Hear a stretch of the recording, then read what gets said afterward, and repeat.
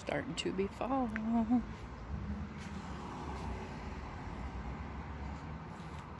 Oh, no, it's not starting to be fall. It's fall.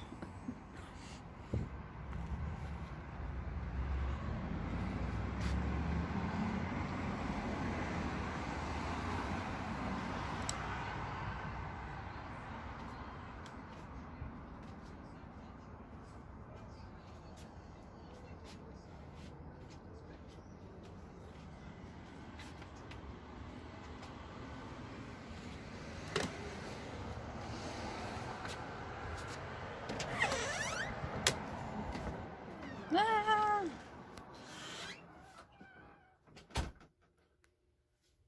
Okay, I want to show you how I ship something like this, something that's large in paper, because you don't want to get it all, just put in an envelope, it'll get bended and folded, and someone wants a good experience when they're reading their midnight globe about Elvis, what a psychic found at the king's top secret love nest in the desert.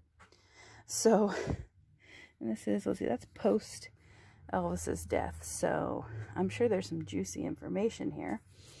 So what I do is I always keep around some of these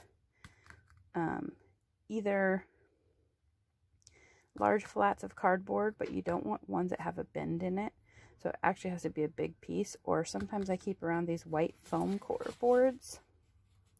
You can get them at the Dollar Tree or sometimes like at Walmart for 88 cents or whatever.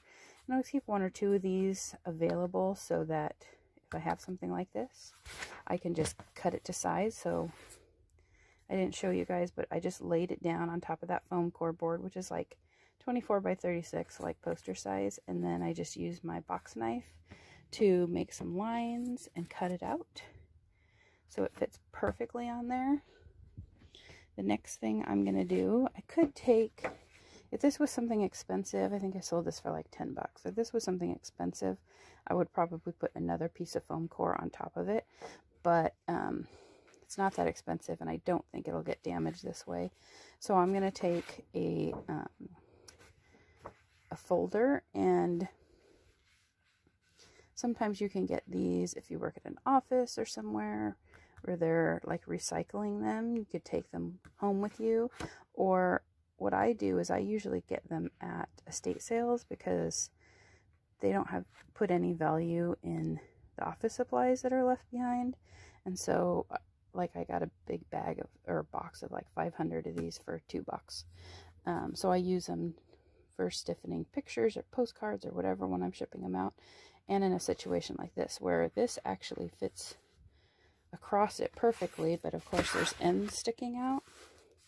So what I'll do is I'll fold these ends up. I can't show you because I'm holding the camera right now, but I'll fold these ends up and tape it, and then on either side, so it'll make a nice sturdy spot for this to sit. So let me show you. So basically what I did was I folded up over the edge like this, and then I'll take this piece of tape, put it right there. So now I have a nice stiff package. Now I'm not going to just send it like this. I'm also going to put an envelope, but of course my envelopes aren't big enough, so I'll show you the next step of what I would do to make it work in my envelopes. Is I'll take 2 envelopes and I'll put them facing each other, and then I will just cut off one end like that. So now I can bring those envelopes together and make them fit whatever size I need. And then I'll just tape up the junction and I'll be ready to go. So now I have it where they're crossing over each other a bit, which just adds stability and safety to this. And then I'll just add tape here, fold it down tightly, and then it'll be a nice flat package. So what I did was I made sure all of that seam was covered, front and back. I folded it over so that you can see the envelope goes over it a little, that it's tight against the package, so it's not moving around in there and doesn't have a chance to free itself. And I don't even like to have, I don't even like to have little edges like this left open.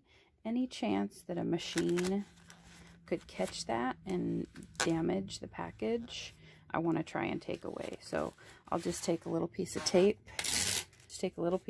and put it on both corners to just make sure none of that is sticking up. And then it's ready to go. Now this is going to ship, most likely it's going to be first class because it's not, yeah, it's less than a pound. Even though this is like a newspaper, it has advertising, so you can't ship it medium mail. So I wouldn't ship it medium mail. I would just put it first class. And yeah, it's ready to go. It's good and strong. I did just recently buy, or sometimes I would just really just write that it's do not bend on it, but I found someone who had do not bend stickers, $1.99. So I'll put one of these on the front and the back. They're nice and bright and red. And then it's ready to go to the customer and should get there just fine. That foam core, it can bend, and hopefully it doesn't get bent. Even if it does with something like this, it's a newspaper, so it's not that big of a deal if it gets bent.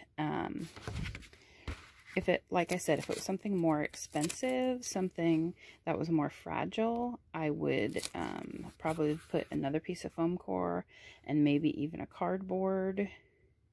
And then I put do not bend in big letters all over it just to kind of make sure. But like I said, this thing is, it's going out for $10 and it's not super fragile and it's not anything high end. So I won't say I'm not going to worry about it. It's a strong, secure package, but it doesn't need all the extra that I would do if it was, you know, something different. So that's it. It's ready to go. That's how you package a large paper or floppy item. You just need that foam core. And so I probably used maybe 1/3 of the foam core doing this.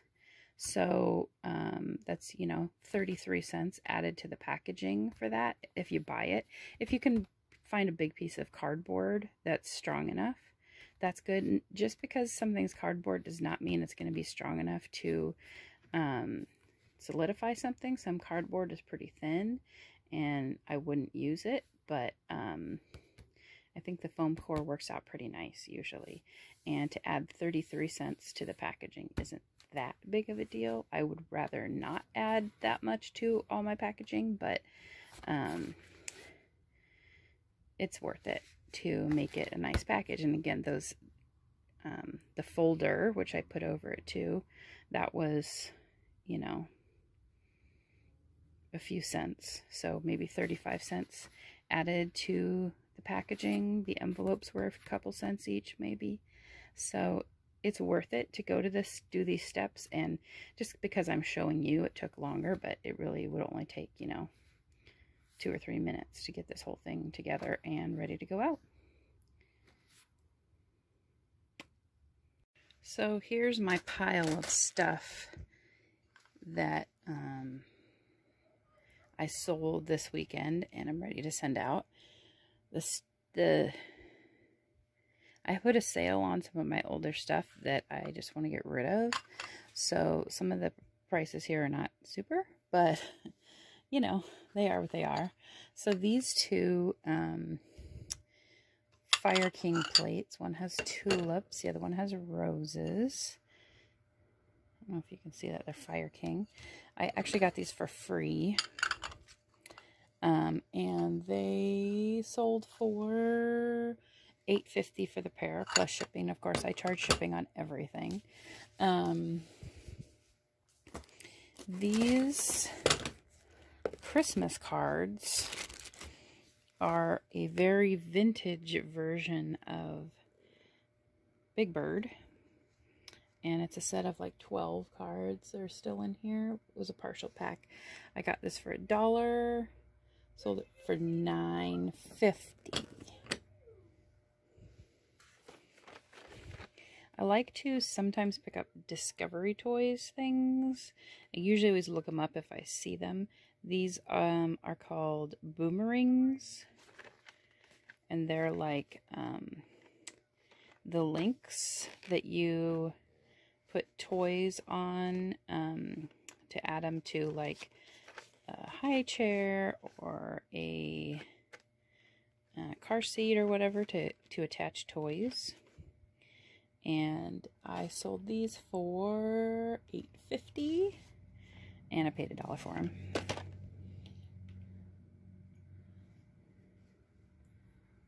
I bought a bunch of these dolls, these Hallmark dolls, for $1 each at the last collector show.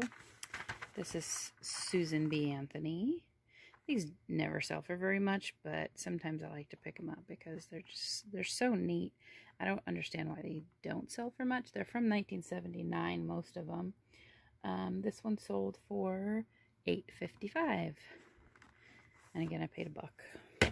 So like I said, the profits here aren't great for most stuff, but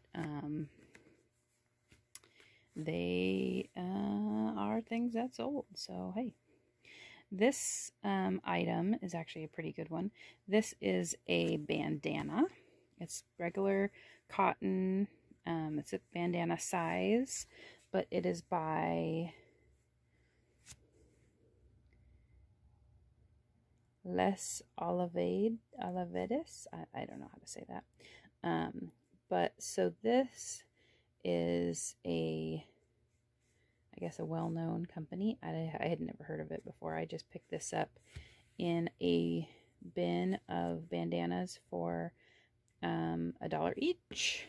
And this sold, I actually sold this for $30 and somebody returned it. They decided they did not want it a while back, and then it came back and I sold it again, this time for $24.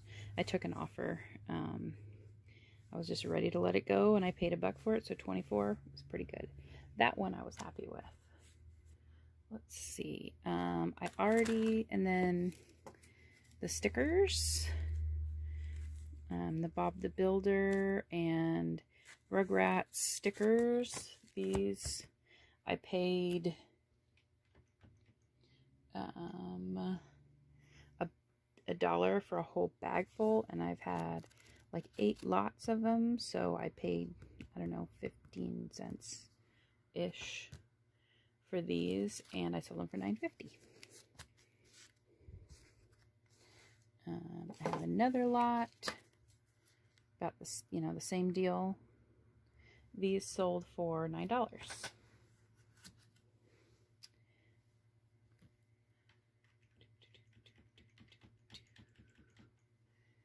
I found this Care Bears Christmas ornament at a sale for 25 cents, and I sold it for $15. This little pumpkin guy somebody gave me a long time ago, and I've had him listed forever, so I got him for free and I let him go for $5. Oops. This little Disney, vintage 70s Disney receiving blanket sold for $17.50, and I bought 2 of them for $1, so I have 50 cents each into them, and it sold for $17.50. So that's not terrible. This set of records, so these are interesting. It's called Snapshots in Sound, excuse me. And it's instantaneous recording blanks. So it's blank records that you could record on. I'm assuming you had to have the special equipment to do that. It came with 5 records. They're 78s, so they're real thick. They're not in great shape. I paid $2 or $1 for this, and sold for $13. I picked it up because I looked at the comps of other ones, and when I got home I realized that some of these had already been recorded on, and they're sort of in terrible shape. So And of course I listed that in the listing and took a lot of pictures and stuff, but so they weren't going to go for quite as much. My biggest sale is this Mickey and Minnie porcelain figure here. I paid $3 for that at a sale a couple of weeks ago, and that sold for $35. So that was a good one. This is a set of penguins I picked up at a garage sale. I got a big bag of Christmas stuff, and I've already sold all the other stuff last year. I sold it all last year. But this was part of the bag that I still had. So I figure I've got probably about a quarter into these, and I sold them for $7.60. Like I said, that some of the odd numbers is because I have a sale, so that's what's going on there. This is a My Little Pony. This is Spring Song, Sweetheart Sister. So she's got the longer legs. Oh, you can't really tell because she's in a Star Wars bag. But she's got longer legs. This is a vintage 80s My Little Pony. And she sold for $15. And I do believe I paid $3 for her. Let's see. This is the Bionic Woman. I showed her in a video probably last week. In a haul video. And I paid... Gosh, I'm going to have to look back at that video to see what I paid for her. Probably $1. She's not in the superest of condition, so I didn't price her at top dollar, but I did get $20 for her. So $1 to $20. I'm pretty happy with that one. And let's see what else we have here. Oh, this is the Fisher-Price Woodsies Airport. You can see that it has a little windsock on top, and I love this. I think it's so cute. Inside, it's like a little airport, and then it has the little, whoops, squirrel finger puppet who is a pilot. And that sold for $22.32. I bought this, gosh, at the beginning of the summer, maybe. I've had this quite a while. It could have been even longer than that. But I believe I paid $3 for it, and I sold it for $22.32. And, oh, Kim's with this little chair, too. And then the last thing that I sold was this little Kittles doll, and she sold for $6. She's super cute. So that was it for my sales for this weekend. Not great, but not terrible either. And a lot of stuff's going out. So that's good. Well, I finally got all my shipping done. There's a few more that fell down in the back too, little ones.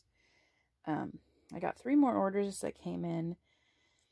A $10, a $10, and a $15. So that was another, you know, it made it a good day. It was a good day today. Sales have really been down for me.